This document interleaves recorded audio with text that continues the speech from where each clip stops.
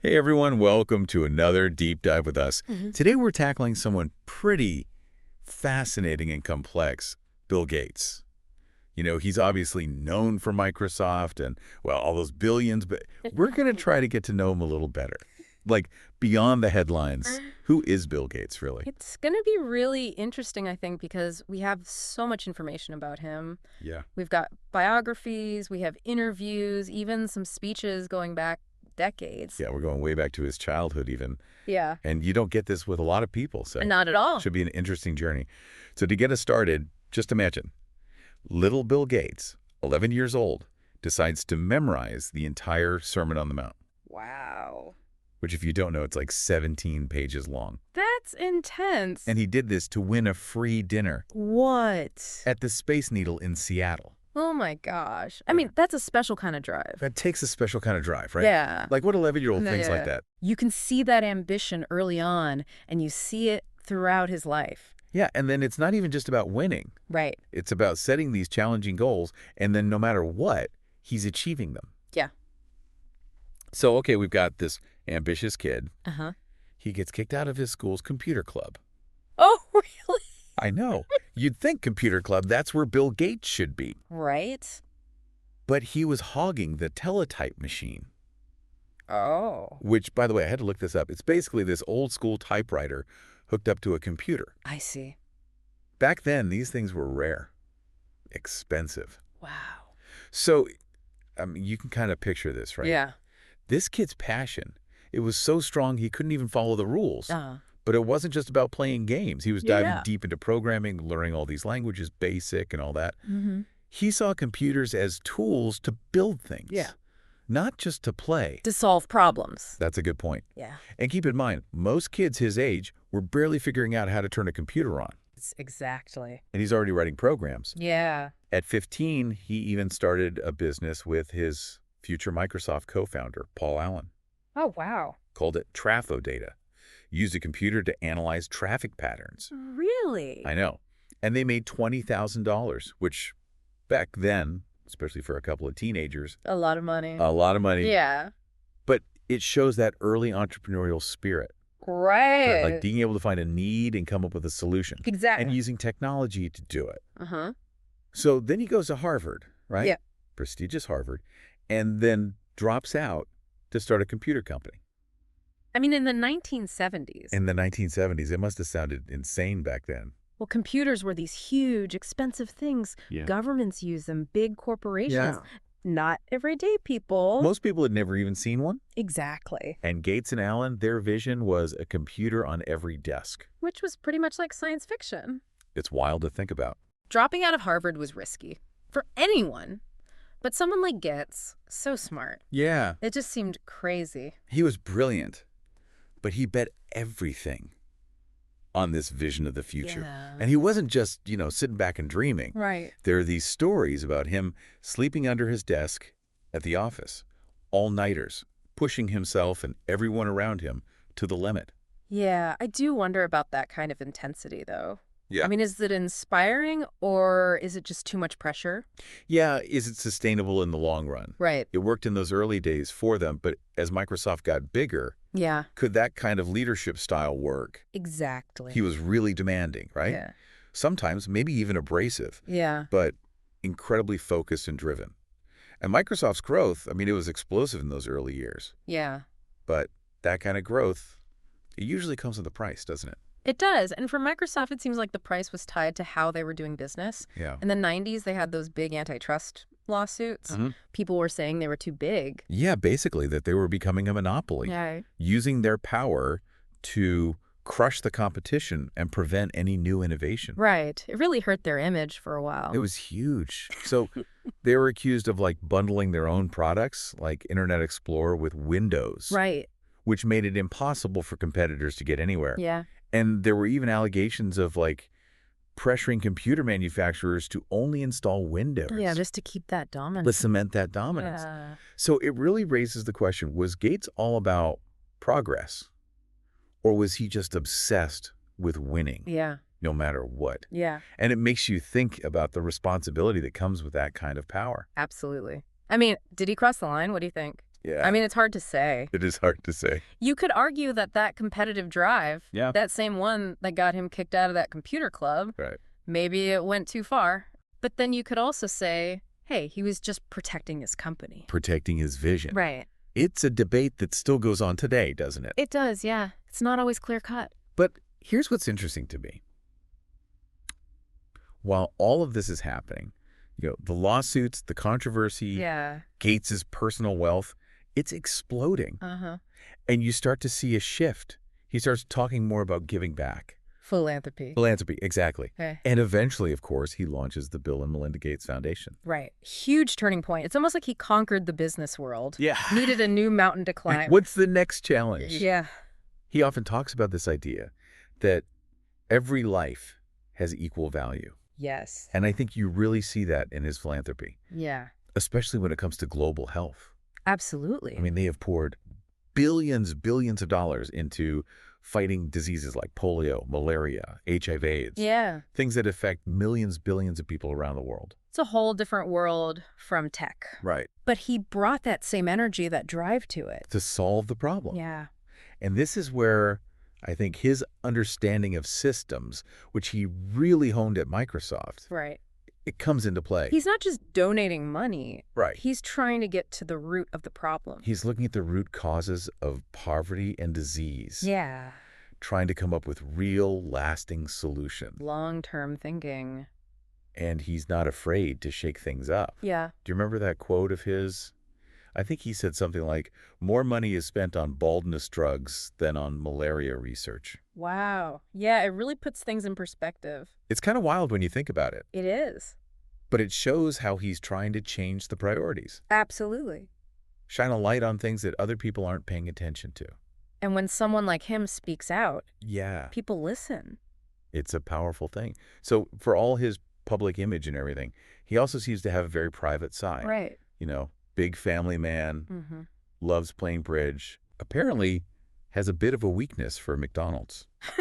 That's funny. It's kind of, Makes him human. it makes him human. Right. Even someone who seems larger than life Yeah. is still just a person at the end of the day. Yeah, and I think that's important to remember. Yeah. Especially with someone like him. This icon, this almost mythical figure, Right.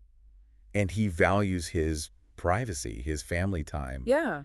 the simple things. And then you have his relationship with Warren Buffett, which Yeah. is fascinating. It is. Two incredibly successful guys, Uh-huh.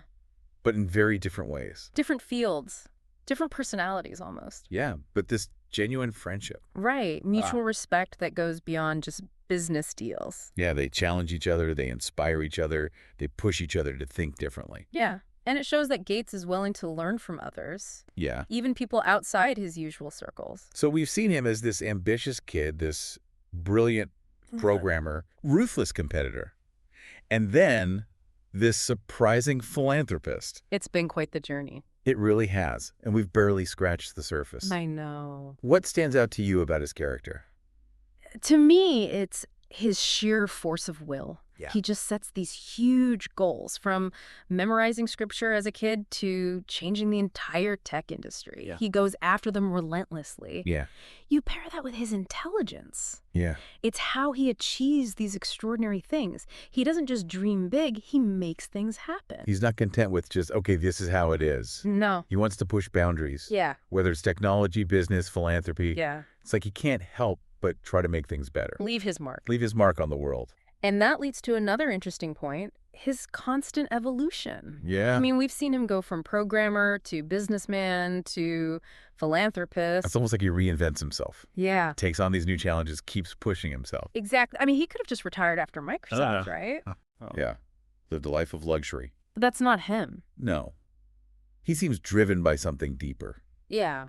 It's not about money or status. It's about using his skills, his resources, to do something big, tackle these huge global problems. And his approach to philanthropy, it's unique. It is. It's almost like he's using that same analytical, problem-solving mindset that built Microsoft Right. and applying it to these humanitarian issues. He's looking for results. Measurable results. Not just, feel-good moments. But that data-driven approach, Mm-hmm. it's not without its critics. Right.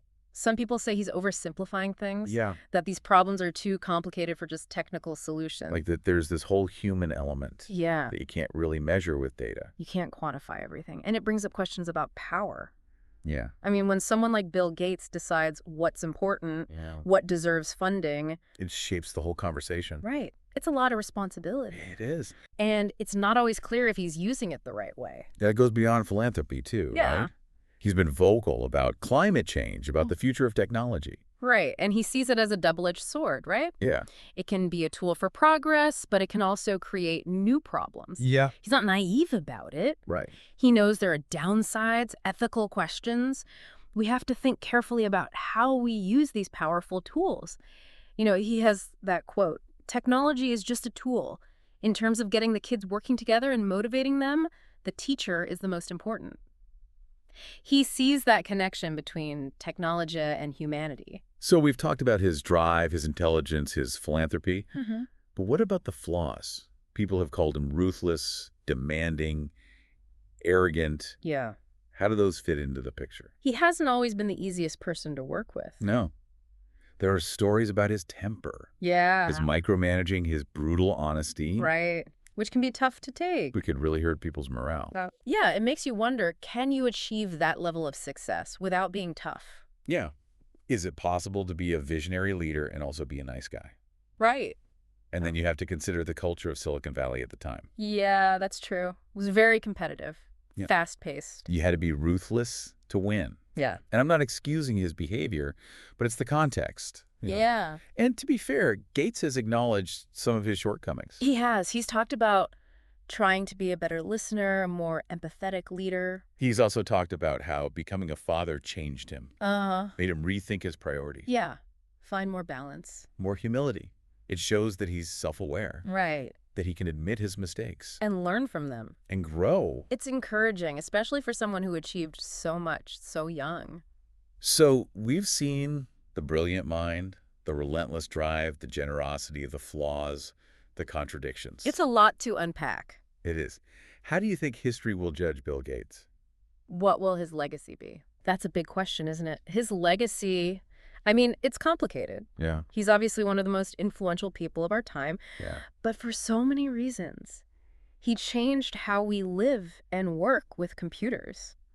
And then he turns around and tries to solve these huge global problems. It's almost like he's had two completely different lives, Right. but they're also totally connected. It makes you wonder, would he have been as successful with philanthropy if he hadn't had that huge business success first? That's a good point. I mean, did building Microsoft give him the skills he needed, Yeah. the platform to make that kind of difference in global health? It's hard to imagine one without the other. I mean, his money, it obviously gives him a lot of power, but it's not just that. It's the way he thinks. Yeah. He brought that same strategic, data-driven approach from Microsoft, that drive to solve problems. Right. It's like he applied the same formula to a whole new set of challenges. And let's be real, his name opens doors that wouldn't be open to most people. That's true. But you also have to give him credit for using that position to draw attention to issues a lot of people would rather ignore. Exactly. He could have just, kicked back and enjoyed his billions. Right. But he chose to try and make a difference. And whether you agree with his methods or not, you can't deny that he's had an impact. You can't. One thing that really stood out to me when we were prepping for this deep dive was how much he talks about learning. Oh, yeah. He's always reading, talking to experts, trying to see things from different angles. It seems like that curiosity, that's a big part of what drives him. He never stops learning. He's never satisfied with what he already knows. Yeah, he's always looking for something new. New knowledge, new insights. Yeah. New ways of thinking. And that's something we can all learn from, right? Absolutely. No matter what you do in life. Yeah. It's easy to think of someone like Bill Gates as, some kind of genius who just appeared out of nowhere. But he's always learning and growing, just like us. It's inspiring in a way. It is. It shows that you never really stop. You never stop growing. You never stop learning if you're open to it. And it doesn't have to be about formal education, right? It's about being curious, asking questions, trying new things. That's what keeps us going. Yeah. That's how we grow as people. And I think it's really interesting how his thinking about technology has changed. I mean, obviously, he was all about technology in the early days of Microsoft. Yeah. But lately it seems like he's more cautious. More aware of the risks. Yeah. Like, it shows a kind of maturity, Yeah. a willingness to, reconsider what he believes. Apt. Yeah. He talks a lot about the ethics of AI now. Yeah. Job displacement, responsible use of technology. It's like he's saying, hey, I helped create this world, but we have to use these tools carefully. Yeah. We have to use them for good. I think that message, it resonates with a lot of people. Yeah. Especially as technology becomes more and more a part of our lives. I think so too. And it's a conversation we need to keep having. Technology is changing so fast, and it affects our society in huge ways. It really does. We have to think about how we use it, how we regulate it, how to make sure everyone benefits, not just a few people at the top. And that's where Bill Gates' legacy gets really interesting, I think. He's not just a tech guy anymore. He's a philanthropist, a thinker, Yeah. someone who's trying to use technology for good. Yeah. He wants to bridge that gap between the tech world and the rest of us. Yeah, to guide us towards a better future. It's a big goal, but who better to try, Yeah. right? He has the knowledge, the money, the influence.